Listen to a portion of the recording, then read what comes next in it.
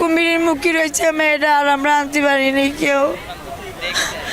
কেউ আর বাঁচাতে পারিনি, ওর মুখ থেকে কাইরে আনতে পারিনি, নিয়ে চলে গেছে।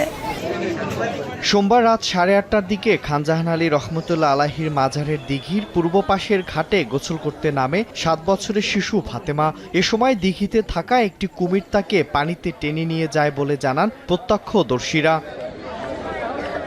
পরে কয়েকটি নৌকা নিয়ে শুরু হয় উদ্ধার অভিযান। প্রত্যক্ষদর্শীরা জানান প্রচণ্ড গরমের কারণে গোসল করতে নেমেছিল ফাতেমা। হঠাৎ কুমিরের আক্রমণে এসে পানিতে তলিয়ে গেলে তার চিৎকার শুনে স্থানীয়রা দ্রুত উদ্ধার তৎপরতা শুরু করেন।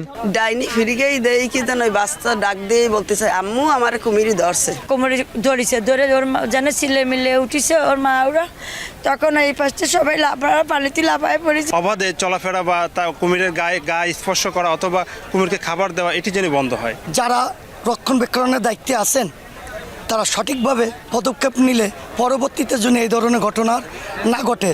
জেলা প্রশাসক জানান শিশুটিকে উদ্ধারে একাধিক দল কাজ করছে। অন্যদিকে পুলিশ সুপার বলেন উদ্ধার অভিযান শেষ না হওয়া পর্যন্ত ঘটনাস্থলে আইনশৃঙ্খলা বাহিনীর সদস্যরা মোতায়েন থাকবেন। 4টি নৌকা এবং আমাদের প্রায় 15-20 জন স্বেচ্ছাসেবী তারা এটি সার্চ করছে। দিঘিটিকে পর্যটকদের জন্য যতক্ষণ পর্যন্ত না আমরা নিরাপদ করতে পারছি ততক্ষণ পর্যন্ত আপাতত এই কুমির মুক্ত রাখবে বিষয়ে আমরা প্রাথমিক একটা সিদ্ধান্ত নিয়েছি। এখানে যারা দর্শনার্থী এসেছেন তাদেরকে আমরা নিরাপদ দূরত্বে থাকার জন্য অনুরোধ করছি এবং আমরা সেই ব্যবস্থা নিচ্ছি।